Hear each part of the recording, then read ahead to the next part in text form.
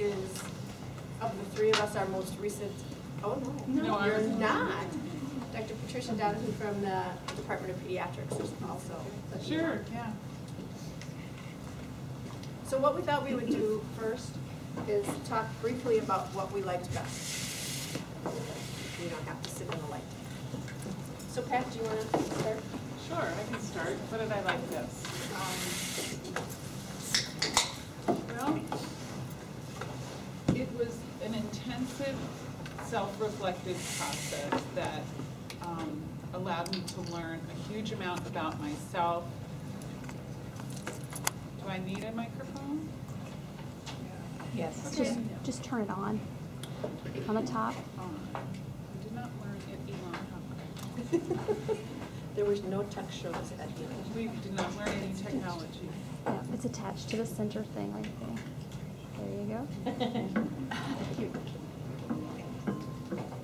I conquered this now, okay? Am I heard? Intensive self-reflection that allowed me and the other participants to get a very good idea about my own personality, my own leadership skills, and unfortunately a good hard look in the mirror about shortcomings, challenges, things that I needed to develop. The program itself is designed for people who are already in some type of leadership position, who are fairly far along in their academic career. It's not designed for beginners or people who aspire to take a leadership path. The course itself lasted for the full year, and there were 3 two-week sessions that were, 2 were in Philadelphia, 1 was in Boston, linked to the AAMC meeting. The self-reflection and self-evaluation also allows you to help others by learning how to take feedback and how to give feedback, because it was a bit humbling, I guess, a lot of the feedback that you get about yourself from your peers at the course. There were 52 women in my class. There were physicians, there were PhD researchers, there were dentists, there was 1 engineer. Schools of medicine, public health, dentistry, and engineering were represented. I learned a lot about different leadership styles and how to reflect about myself and what would be the best sort of fit for me. There were career counseling sessions with professional leadership coaches that reviewed we had to take a, what was the personality inventory? Myers-Briggs. The Myers-Briggs personality inventory, and that was analyzed and reviewed with us in a group and individual basis. And then we learned how to network within our own institution and network with each other. And part of the year was meeting with leaders on campus and learning about what they do and their leadership skills. So I think one of my favorite things was learning different types of leadership styles and how they might apply to different situations. Hi, I'm Beth.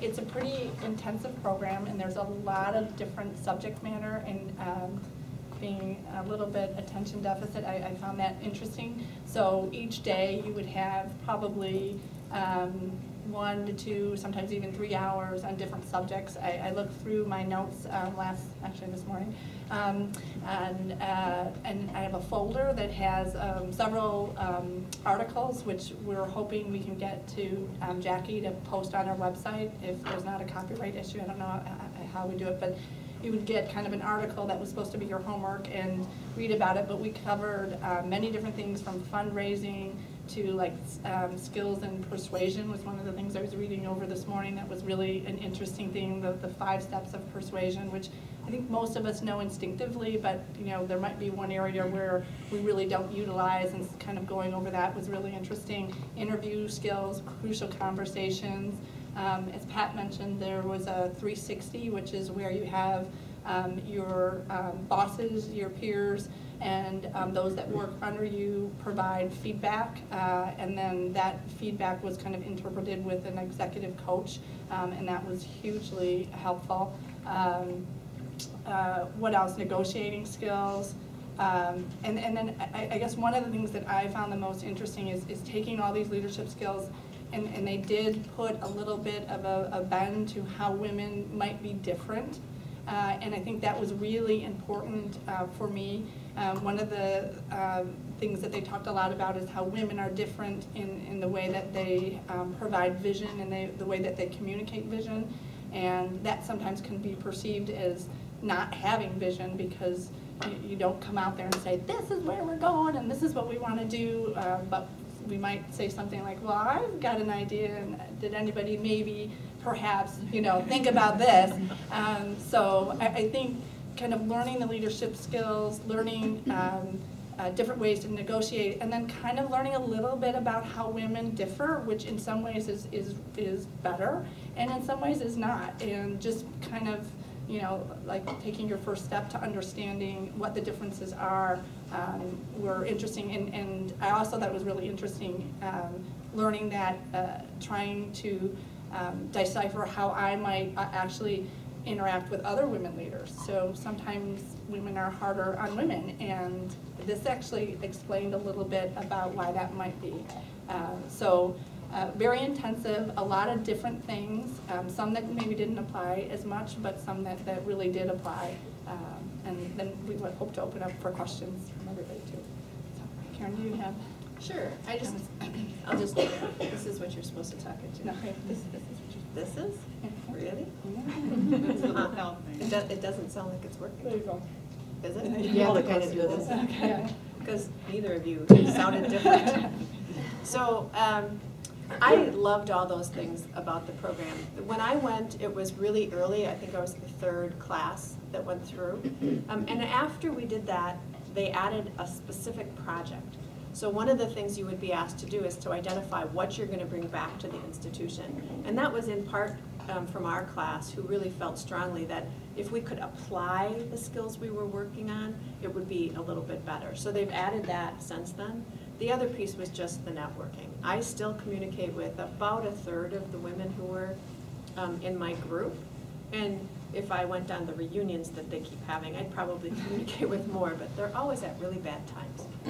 So it's just a really good group of people. It helps you, as both of them mentioned, it helps you look at your strengths and weaknesses, but probably more importantly, it lets you know that it doesn't make any difference what your strengths and weaknesses are. You can be a good leader. You need to learn to build on your strengths and have solutions for any weaknesses. You're not going to change who you are and how you do things a lot. So how can you use those skills? And I think that that was something that came from that program that was really beneficial. So before we just keep talking, we thought we would open it up and have you can ask us about anything, including ELAM, but anything else you want, except the curriculum. Oh, yes.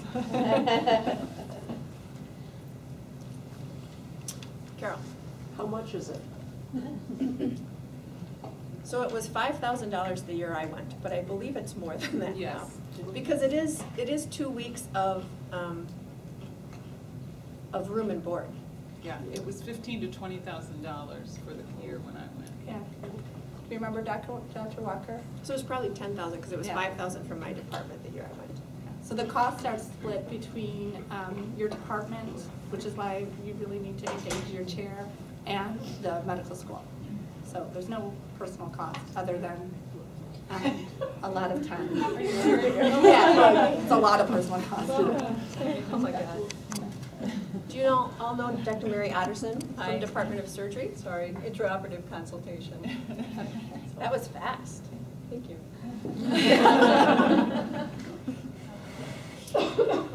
Well, I was curious, because I see the emails come out and it looks really great. A couple things is, I know you talked about it's not for people who are beginning, but also at some point it might be like, okay, I could have used that information 5 years ago. How do you kind of decide when it's a good time to do this and when it's most useful? And the other thing is, I looked at the time commitment, which obviously if you want to do something like this, you really do have to commit to it, and that's totally understandable. But for 2 weeks off-site and away from family, I just kind of wonder, you know, I have a 6-year-old, and it's kind of like, okay, how do you balance, you know, when is a good time to do it, and then especially to make that kind of commitment if you have stuff at home. So I'll start, and then it looks like Pat has a comment. So it is, I think, really directed at kind of senior leadership positions. So, but there are a lot of other programs, particularly given by the AAMC for women that they actually have some of the same speakers. So I think your point of, you know, you don't want to wait too long is a really good one. And I think that's also part of why we're doing this today, is to bring some of this knowledge back so that you can get to that spot to apply. You know, I was really, I have 3 kids, and they were, I don't remember because I was gone. So you know, they were like, you know, 12, 11, and 10. So it was a lot of time, and that was probably the most difficult thing for me. I missed a birthday, and I was really mad that whole day. But retrospectively, you know, it was a great experience. So it is something I think that I was concerned about before I went, and during it, you know, even at times. But it was such a worthwhile experience, and the way the program has kind of all this stuff that you learn, and then they really promote networking. So you get put into these small groups of maybe 8 women, and it's just a very bizarre experience, kind of like, you know, I was likened it to, you know, being an intern. You're really good friends with those interns, and we just really bond. And if you're not there for that amount of time, I don't think that would happen. So I think there's a little bit of science about why it's that much time. And so I don't know when would be the right time exactly. I don't know, Pat, if you have any comment. I do. This was a struggle for me as well. My daughter was 8, I think, when we were thinking about this. And I guess I have to back up a step. Just because you think you want to do it doesn't mean you're going to do it. You have to be recommended by your department head to Dr. Walker. The applications are reviewed at the College of Medicine level, and up to 2 can be sent to ELOM, and then they're all reviewed, and you may or may not be accepted. So step 1, it's a competitive process. Step 2, it is a huge time commitment. It's a financial commitment from the institution that's backing you, that if you really get recommended by the institution, they believe in you and they're willing to put their pocketbook behind you. I was lucky that I have a very supportive spouse, and I thought it was very selfish of me to want to go away for 6 weeks, plus spend all the time you have to spend at home doing the personality inventories and the questionnaires and the preparing reading. And it was put in a better frame for me that it was worth it. It was something that if I was recommended to do and I wanted to do it, that there were ways to make it happen. You have plenty of time to prepare in advance. I think the acceptance letters come out in the early spring or something like that, and the materials are sent to you in the summer to start working on, and then the first session is in the fall. So you have 6 months to cancel your clinics or change meetings or whatever it is you have to do. Get somebody else. Make the Halloween costume. It's always during Halloween. Right. Okay. Done before. Part of your, my husband made the Halloween costume while I was gone.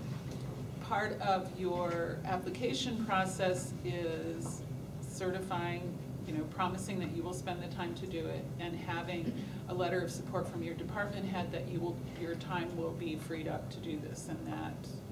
And so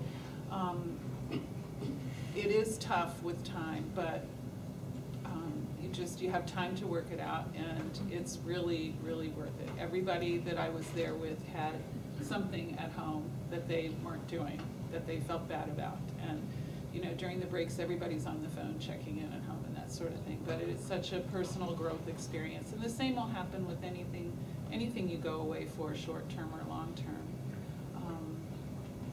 Yeah, Mary. So I applied twice. I did not get accepted. I got nominated by the school, but not accepted the first time that I applied, and then I applied a second time and got accepted. So they look through and they see where they think you are in your career and whether or not that would help, you're ready to be helped. It's halfway to an MBA. So, and in fact, I told my husband, I said, oh, look, it'd just be another 6 months and I could have a master's in business administration. He was like, really? Like, what a great idea. Like, you should have 2 master's degrees, Mary. That would really, really help us. So I didn't finish my MBA, but it is half of an MBA, so there's a lot of coursework in it. And then I wanted to say something about the small groups. I was in ELAM, I think 5 years ago, maybe 6 years ago now, I can't remember, but we still talk once a month. So our, there's only 3 of us that are still in that core group, but we talk all the time. And if there's a problem or an issue, you know, I'll get a call from somebody. Or the other thing that'll happen is you'll get calls from people who don't know you per se, but know you were from ELAM, and so they have like some, like they feel like there's a baseline, like you understand where they're coming from if you've gone through ELAM, and so they're like, tell me about this person, or tell me about what's going on with this. Or I'd get calls from when they were working on the healthcare legislation and some of the generic drug bills. I'd get calls from congressional staffers because they knew I had been in ELAM and they wanted my opinion about different things. So I think the networking is the big thing that happens through ELAM. And you'll see that when you have people who are looking for jobs. They contact you a lot. You get a lot of requests, and you know somehow it came up through ELAM. It's not just out of the blue. We had Kim Kang, who was here in surgery, was in my class. And so when she came, she did exactly what Mary's talking about. She picked up the phone and called me and asked me about some stuff that was going on. It really is, it's a nice network of people. You had a question? You each keep saying it's very worth it, but can you give specific examples? When you came back or finished it, did you approach your job differently? Did you get a job that you always wanted? Any kind of specific motivators? I think you approach your job differently. I mean, I think you used to look at people and go, what is wrong with them? Like, they cannot understand the words that are coming out of my mouth.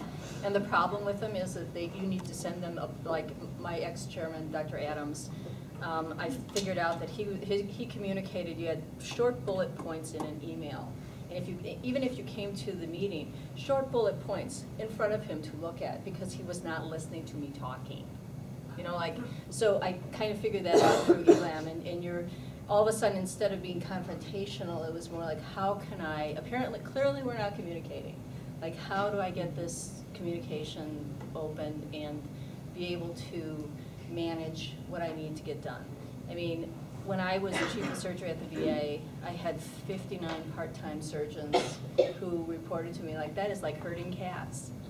You know, and so, you know, I guess I developed a strategy of talking them to death. You know, you just keep telling them, like, this is why I want you to do this. This is how this is going to help you, and this will keep you out of jail. You know? So, I mean, I think it changed the way I did my job. I think the thing I brought back was how to provide feedback, how to communicate. I think it's all going to come back to communication in terms of what I've brought back differently. How we did a lot of exercises identifying the people who reported to us and who were causing problems and who weren't, and why the people that weren't causing problems, and why the ones that were causing problems, and how to try to tease out the very multi-layered aspects of people who you deem difficult for one reason or another, and how to have civil communications with people, how to try to reach the middle, how to help arbitrate to other people who are having difficulty, how to really be honest about constructive feedback for people who aren't hitting the mark, and how to do that in a kind and supportive way, and how to be organized about what your goals for those people are. How to request and accept feedback for yourself so that you can improve.